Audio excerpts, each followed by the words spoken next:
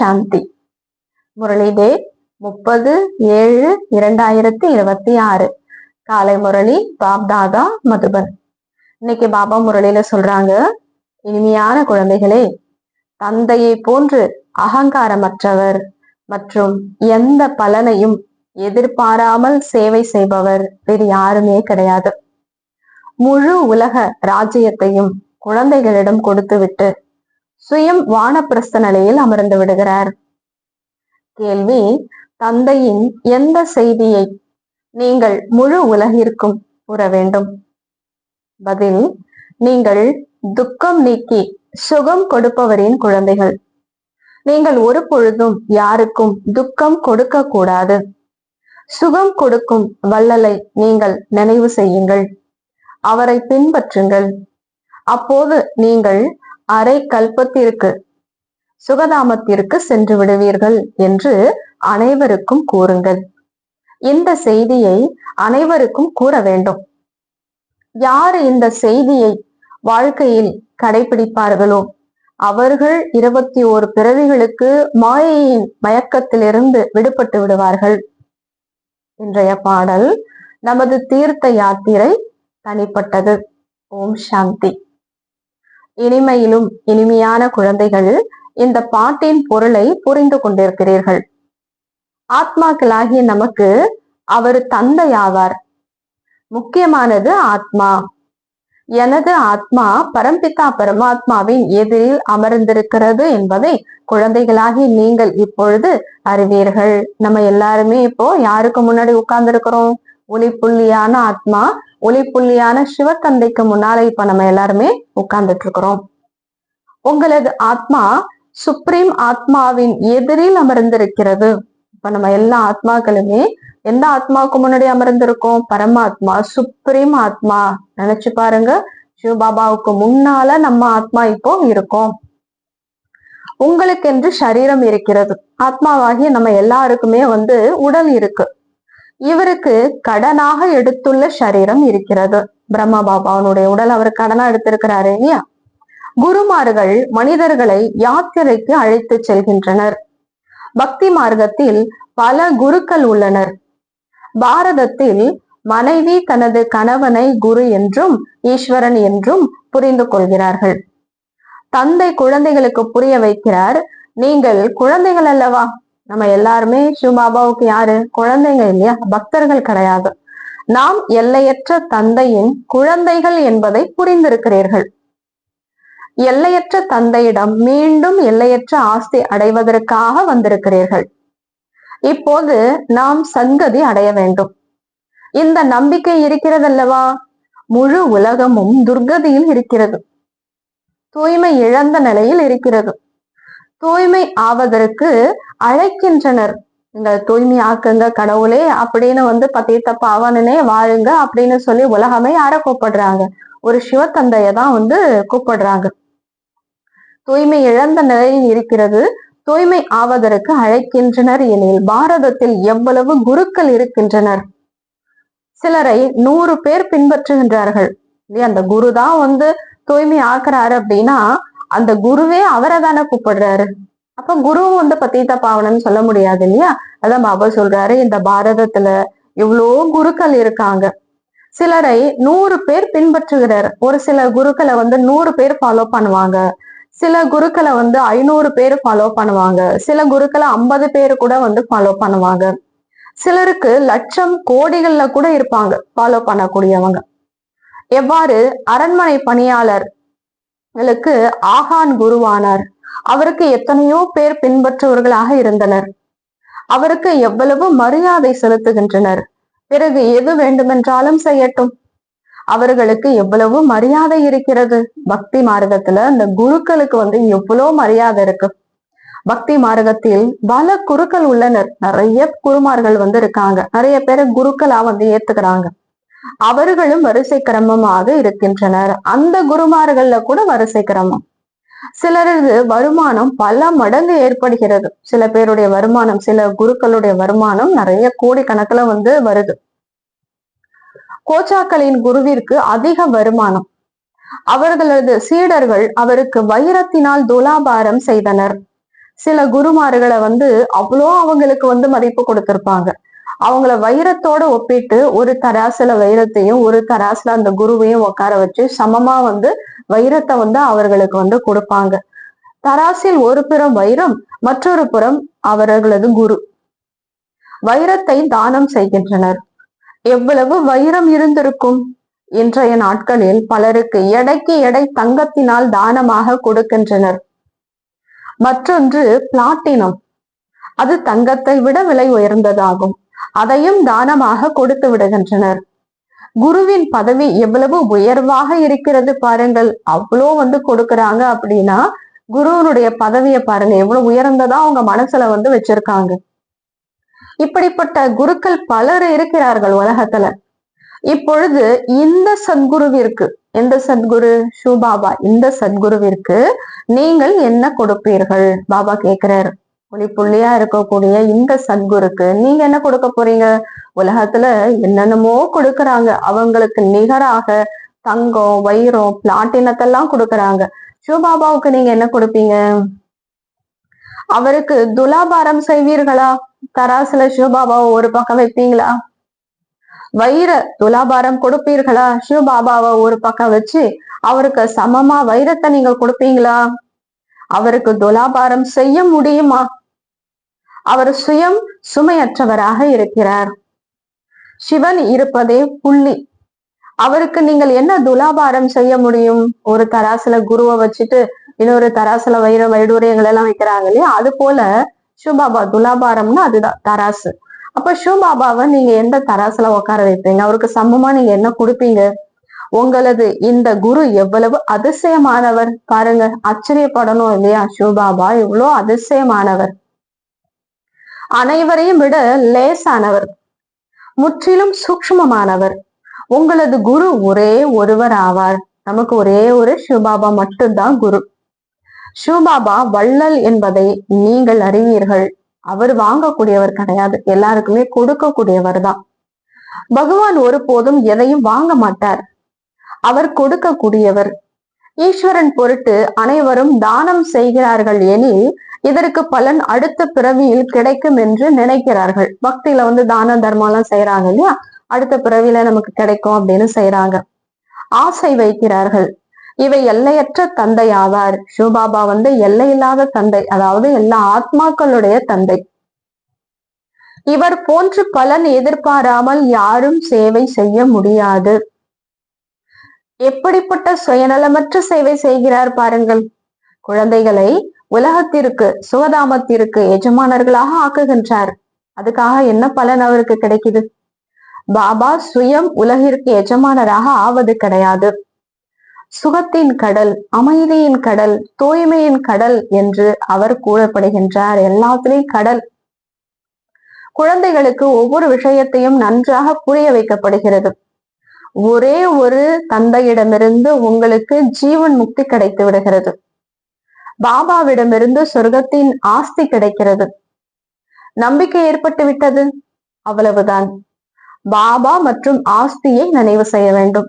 ஒரே ஒரு சிவத்தந்தை நம்மளுக்கு ஜீவன் முக்தியை கொடுக்கிறாரு, அவரு தான் நம்மளை தூய்மை ஆக்குறாரு அப்படின்னு நம்பிக்கை வந்துட்டது அப்படின்னாலே ஆஹா சௌபாகியம்தான். உடனே என்ன பண்ண ஆரம்பிச்சிடணும்? பாபாவையும் ஆஸ்தியையும் நினைக்க ஆரம்பிச்சிடணும். அதை மட்டும்தான் நினைக்கணும்.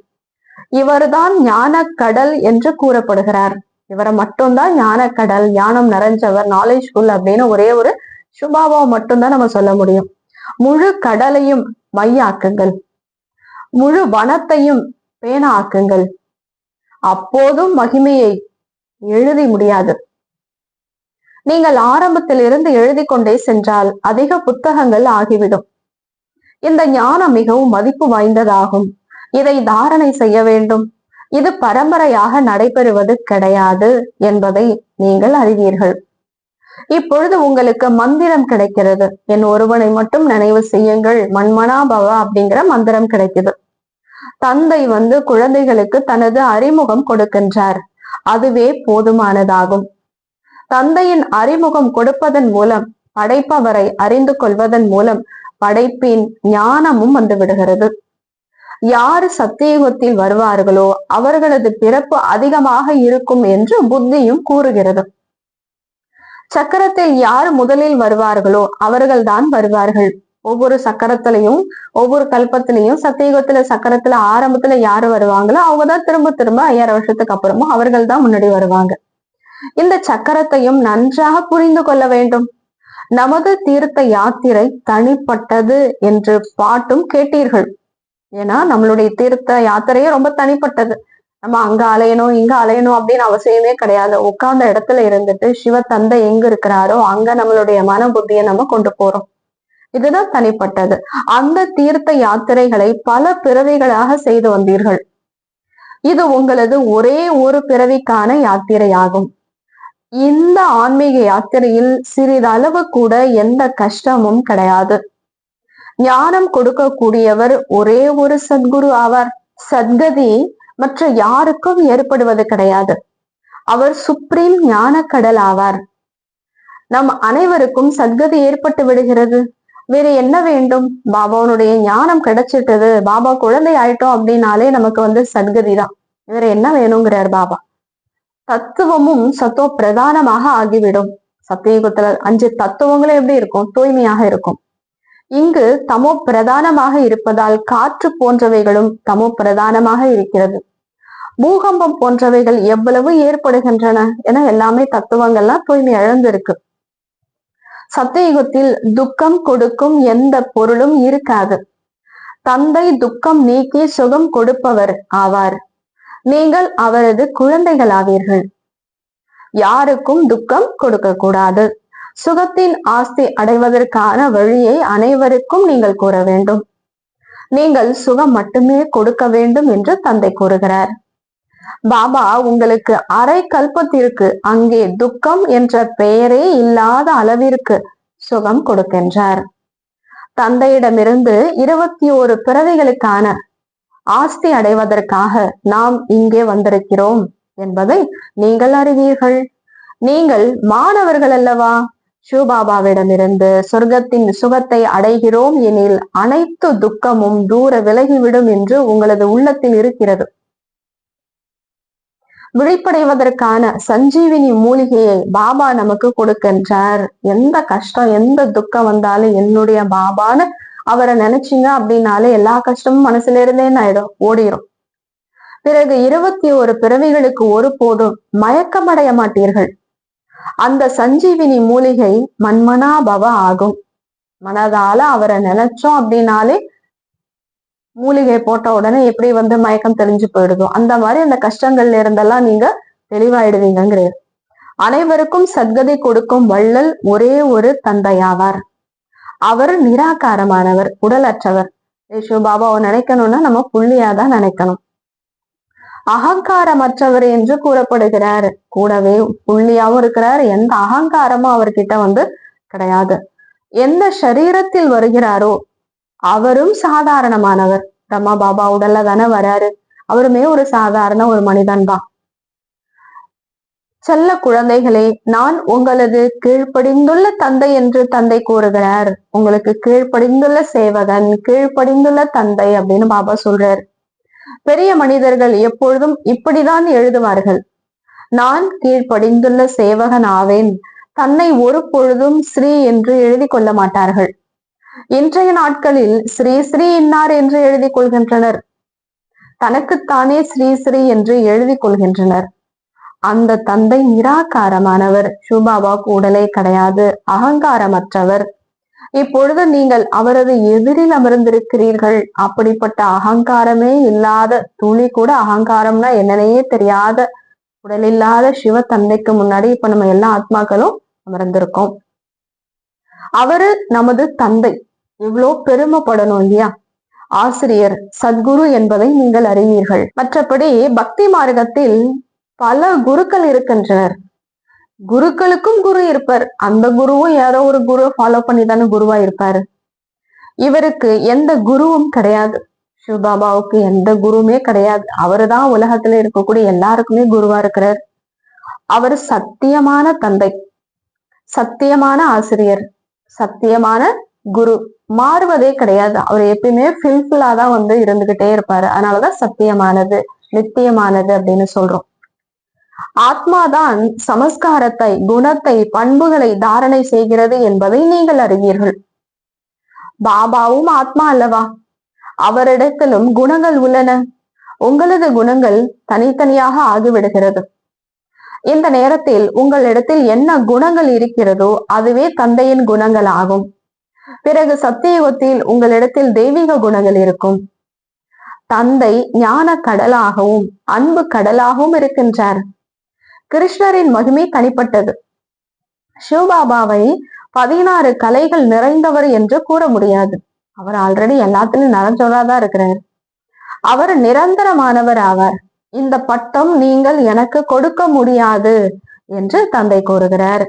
சர்வ குணங்கள் நிறைந்தவர் ஆவதற்காக நான் விகாரியாக ஆவது கிடையாதுங்கிறார். எனக்கு மகிமை இவருடையதை போன்று செய்வதும் கிடையாது. சிவபாபாவனுடைய மகிமை தனி, ஸ்ரீகிருஷ்ணனுடைய மகிமையே தனி. இந்த ஞானத்தை யார் கல்பத்திற்கு முன்பு கேட்டார்களோ அவர்களே வருவார்கள். வந்து தந்தையிடத்தில் கேட்பார்கள். மேலும் தந்தையை நினைவு செய்வார்கள். கடைசியில் ஐயோ ஐயோ என்று கூறி அழுவார்கள். பிறகு வெற்றி ஏற்பட்டுவிடும். இப்பொழுது நீங்கள் யாத்திரையின் ரகசியத்தையும் புரிந்து கொண்டிருக்கிறீர்கள். உண்மையான யாத்திரைனா என்ன? இந்த யாத்திரையின் மூலம் நீங்கள் ஒரு பொழுதும் மரண உலகத்திற்கு திரும்பி வரமாட்டீர்கள்.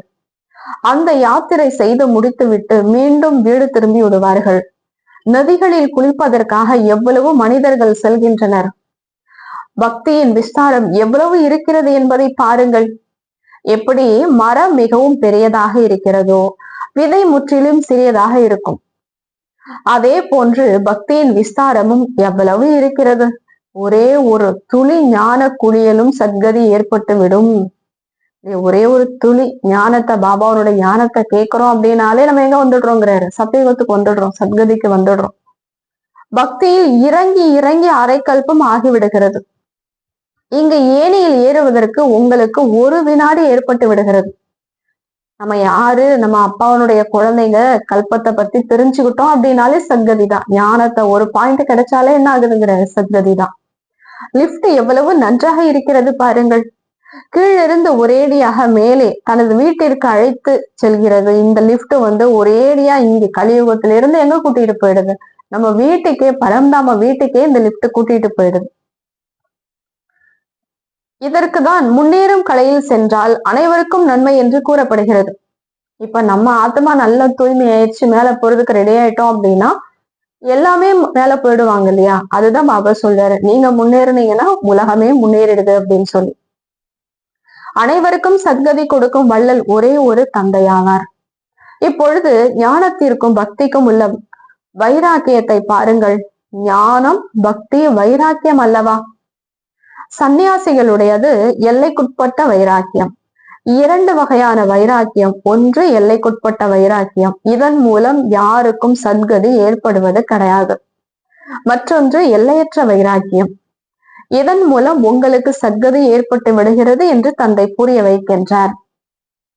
இப்பொழுது சத்கதிக்காக, சிரேஷ்டத்திலும் சிரேஷ்டம் ஆவதற்காக குழந்தைகளாகிய உங்களுக்கு ஸ்ரீமத் கிடைக்கிறது. நற்கதி அடையறதுக்காகவும் உயர்ந்ததிலே உயர்ந்த ஆத்மா ஆகிறதுக்காக சிவ தந்தையே, இறைவனே நமக்கு உயர்ந்த வழியை இப்போ காட்டிட்டு இருக்கிறாரு.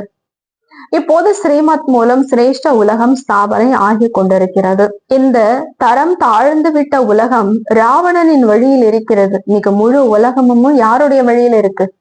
ராவணனுடைய வழியில, 5 விகாரத்தினுடைய வழியில போயிட்டு இருக்கிறாங்க. அதான் பாபா சொல்றாரு, இந்த உலகம் ராவணனுடைய வழியில இருக்கு. நாம் சிரேஷ்டமாகி உயர்ந்து கொண்டிருக்கிறோம் என்ற விஷயத்தை நீங்கள் மட்டுமே அறிவீர்கள். இவ்வளவு பெரிய உலகத்துல நம்ம கொஞ்சம் பேரு தான் இப்ப என்ன பண்ணிட்டு இருக்கிறோம்? உயர்ந்து கொண்டிருக்கிறோம். சிரேஷ்டமானவர்களா உயர்ந்துட்டு இருக்கிறோம். சிரேஷ்டமாகி உயர்ந்த நிலைக்கு போகிறோம். உலகத்தினர் முற்றிலும் அறியாமல் இருக்கின்றனர். பிரம்மா குமாரிகள் வினாசம் ஏற்படுத்தக்கூடியவர்கள் என்று உங்களை கூறுகின்றனர். உண்மையில் வினாசம் ஏற்பட்டே ஆக வேண்டும். இதன் மூலம்தான் நன்மை ஏற்படும். கல்யாணக்காரி தந்தை வருகிறார் எனில் மகாபாரத யுத்தம் ஏற்பட்டு விடுகிறது. பிரம்மா குமாரிகள் வினாசம் செய்வார்கள் என்று நாம் கூறியிருந்தோம் அல்லவா என்று கூறுவர். உலகம் மாறும்போது சொல்லுவாங்க. உண்மையில் வினாசம் ஆகியே தீர வேண்டும். பழைய உலக வினாசம் ஆகிவிடும். நாம் புது உலகம் ஸ்தாபனை செய்கிறோம். பழையவற்றிற்கு பிறகு அவசியம் புதியது ஏற்படும். பழசுக்கு அப்புறம் கண்டிப்பா புதுசு வரும். கல்பம் கல்பம் விநாசம் ஏற்படுகிறது. இது ஒரு முறை நடந்தது கிடையாது. ஒவ்வொரு 5000 வருடத்துக்கு அப்புறமும் இது மாதிரி நிகழ்வு நடந்துட்டுதான் இருக்கு. அப்பொழுதுதான் பாரதத்தில் சொர்க்க வாசல் திறக்கப்படும். ஆனால் அவர்கள் எப்படி புரிந்து கொள்வார்கள்? நாளடைவில் அதிகம் பேர் புரிந்து கொள்வார்கள். தந்தை வருகின்ற பொழுது முழு பழைய உலகம் விநாசம் ஆகிவிடும். உங்களது இந்த யஜ்யம் மிகவும் ஆச்சரியமானது. இதில் ஆகுதி ஏற்பட வேண்டும். இதையும் நீங்கள் மட்டுமே அறிவீர்கள். வேறு யாரும் அறியவில்லை. வெற்றி பாண்டவர்களுக்கு ஏற்பட வேண்டும். மற்ற அனைவருக்கும் அழிவுதான். மற்ற எல்லாரும் அழிந்து விடுவார்கள். எல்லாரும் உடலை விட்டுட்டு ஆத்மா மேல போயிடும். பாண்டவர்களாகிய நீங்கள் மட்டுமே இருப்பீர்கள். திரும்பவும் சீக்கிரத்துல வந்துடுறோம் இல்லையா சத்தியுகத்துல, நீங்க மட்டும்தான் இருப்பீங்கிறார். பிறகு புது உலகில் ராஜ்யம் செய்வீர்கள். இந்த ஞானம் மிகவும் அதிசயமானது. அனைவரின் துக்கத்தையும் நீக்கி சுகம் கொடுப்பவர், சத்கதி கொடுக்கும் வள்ளல் ஒரே ஒரு சிவத்தந்தை ஆவார். தந்தை எவ்வளவு இனிமையானவராக, எவ்வளவு அன்பானவராக இருக்கிறார். இனிய பாபா, நீங்கள் வரும்போது உங்களிடம் நாம் பலியாவோம், பலியாகி விடுவோம் என்று கூறி வந்தோம். எனக்கு உங்களை தவிர வேறு யாரும் இல்லை. வீட்டை விட்டு விட்டு இங்கேயே வந்து அமர்ந்து விட வேண்டும் என்பதன் பொருள் அல்ல. உங்களை தவிர வேற யாருமே இல்லை அப்படின்னு பாபாவுக்கு சொல்றோம்னா உங்க வீடு வாசலை எல்லாம் விட்டுட்டு இங்கே வந்து உட்கார்ந்துடணும் அப்படிங்கிற பொருள் அல்ல. குடும்ப விவகாரத்தில் இருங்கள். 7 நாள் பாடம் எடுத்துக்கொண்டு பிறகு எங்கு சென்றாலும் மன்மனா பவ, தந்தையை நினைவு செய்ய வேண்டும் மற்றும் ஆஸ்தி அடைய வேண்டும். நினைவு யாத்திரையிலேயே இருக்க வேண்டும். பாபாவையே நினைச்சிட்டு இருக்கணும். இதன் மூலம்தான் படகு கரை சேர முடியும். தூய்மையாக இருக்க வேண்டும் என்பதையும் நீங்கள் அறிவீர்கள். அசுத்த உணவுகளை சாப்பிடக்கூடாது. முரளி கிடைக்கவே செய்கிறது. எங்க போனாலும் பாபாவுடைய முரளி இருக்கு. சில நேரங்களில் முரளி கிடைக்காது. ஆபத்துகள் வரும். குழப்பமான சூழ்நிலைகள் ஏற்படும் பொழுது முரளி கிடைக்காது இல்லையா? போஸ்டர் வேலை செய்யாது, இன்டர்நெட் வேலை செய்யாது. இப்ப எதன் மூலமாவும் நமக்கு முரளி கிடைக்காது. ஆபத்தெல்லாம் வரும்போது நீங்கள் இந்த கண்களினால் எதையெல்லாம் பார்க்கிறீர்களோ அவைகள் இருக்காது. அனைத்தும் பஸ்மமாகிவிடும். பிரளயம் ஏற்படுவது கிடையாது. உலகம் ஒன்றே ஒன்றுதான். புதியதிலிருந்து பழையதாக ஆகிறது. பழையதிலிருந்து மீண்டும் புதியதாக ஆகிறது. புது உலகம், பழைய உலகம் என்று கூறப்படுகிறது. உலகம் ஒண்ணுதான். புதுசா இருக்கு, பழசா இருக்கு. வீடு ஒண்ணுதான். பழைய வீடு புது வீடுன்னு சொல்றோம் இல்லையா? அது போல பாபா சொல்றார். இந்த உலகம் பழையது, இன்னும் சிறிது காலம்தான் இருக்கிறது என்று கூறுவீர்கள். கல்பத்தின் ஆயுள் 1,00,000 ஆண்டுகள் என்று அவர்கள் கூறுகின்றனர். இன்னும் 40,000 ஆண்டுகள் இருக்கிறது என்று கலியுகத்தை பற்றி கூறுகின்றனர். உண்மையில் 5000 ஆண்டிற்கான சக்கரமாகும். உங்களது புத்தியில் முழு ஞானமும் இருக்கிறது. மனிதர்கள் முற்றிலும் கல் புத்தியாக இருக்கின்றனர். நடிகனாக இருந்து கொண்டு நாடகத்தை படைத்தவர் டைரக்டரை அறிந்து கொள்ளவில்லை எனில் அவர்களை என்னவென்று கூறுவது? உலக சரித்திர பூகோளம் எப்படி திரும்பவும் நடைபெறுகிறது என்பதை அறிந்து கொள்ள வேண்டுமல்லவா? யார் நன்றாக புரிந்திருக்கிறார்களோ, புத்தியில் தாரணை செய்த மற்றவர்களையும் செய்விக்கிறார்களோ அவர்கள் உயர்ந்ததிலும் உயர்ந்த பதவி அடைகின்றனர். தந்தை கூறுகின்றார், எந்த ஞானம் என்னிடத்தில் இருக்கிறதோ அதை நான் உங்களுக்கு இப்போது கொடுத்து கொண்டிருக்கிறேன்.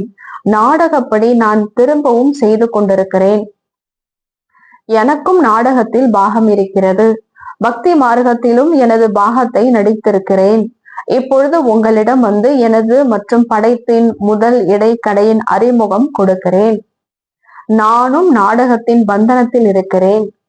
நான் ஒரே ஒரு முறைதான் வருகிறேன்.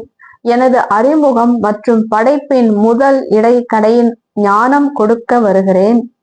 இந்த விஷயத்த சொல்லதான் நான் வரேன் அப்படிங்கிறார். நல்லது. இனிமையிலும் இனிமையான தேடி கண்டெடுக்கப்பட்ட செல்லமான குழந்தைகளுக்கு தாய் தந்தை ஆகிய பாப் தாதாவின் அன்பு நினைவுகள் மற்றும் காலை வணக்கம். ஆன்மீக குழந்தைகளுக்கு ஆன்மீக தந்தையின் அன்பு நினைவுகள் மற்றும் நமஸ்தே. ஆன்மீக தந்தைக்கு ஆன்மீக குழந்தைகளின் அன்பு நினைவுகள். நன்றி பாபா. தேங்க்ஸ் பாபா. தாரணைக்கான முக்கிய சாரம். நடைமுறை செய்வதற்காக முரளியிலிருந்து முக்கியமான 2 பாயிண்ட்ஸ். முதலாவது, தந்தைக்கு சமமாக கீழ்ப்படிந்து உள்ளவராக ஆக வேண்டும். சிவபாபா எப்படி அகங்காரமே இல்லாத கீழ்ப்படிந்துள்ளவரா இருக்கிறாரோ அது போல குழந்தைகளும் இருக்கணும். ஒருபோதும் எந்த விஷயத்திலும் தனது அகங்காரத்தை காண்பிக்க கூடாது. நிராகாரியாகவும் அகங்காரியாகவும் இருக்க வேண்டும்.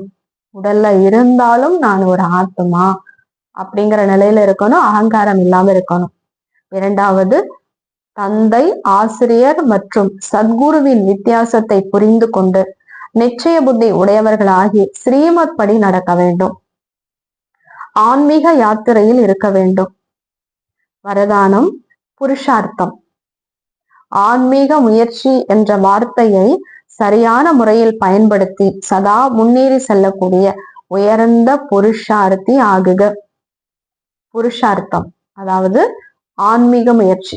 புருஷார்த்தம் அப்படின்னாலே ஆன்மீக முயற்சி, ஆத்மாவை உன்னத நிலையை அடைய வைக்கிறதுக்கான முயற்சி. இந்த புருஷார்த்தம் என்ற வார்த்தையை சரியான முறையில் பயன்படுத்தி சதா முன்னேறி செல்லக்கூடிய உயர்ந்த புருஷார்த்தி, உயர்ந்த முயற்சியாளர் ஆகுக.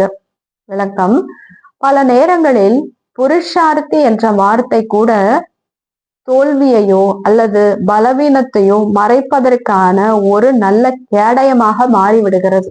பாருங்க பாபா எப்படி சொல்றாரு, ஏதேனும் தவறு நடக்கும் பொழுது நான் இன்னும் முயற்சி செய்யும் புருஷார்த்தி தானே என்று கூறிவிடுகிறீர்கள். ஆனால் உண்மையான புருஷார்த்தி ஒருபோதும் தோல்வியடைய மாட்டார். ஏனெனில் புருஷார்த்தம் என்ற வார்த்தையின் உண்மையான அர்த்தமே தன்னை புருஷ்னா அதாவது நான் ஒரு ஆத்மா என்று உணர்ந்து செயல்படுவதாகும்.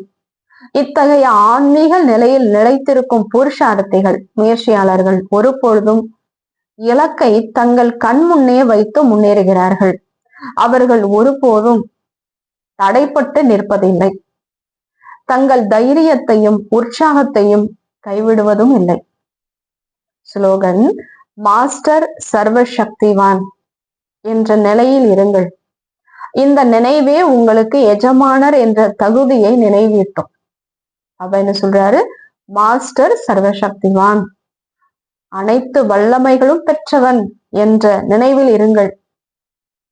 இந்த நினைவே உங்களுக்கு எஜமானர் என்ற தகுதியை நினைவூட்டும். நல்லது. ஓம் சாந்தி.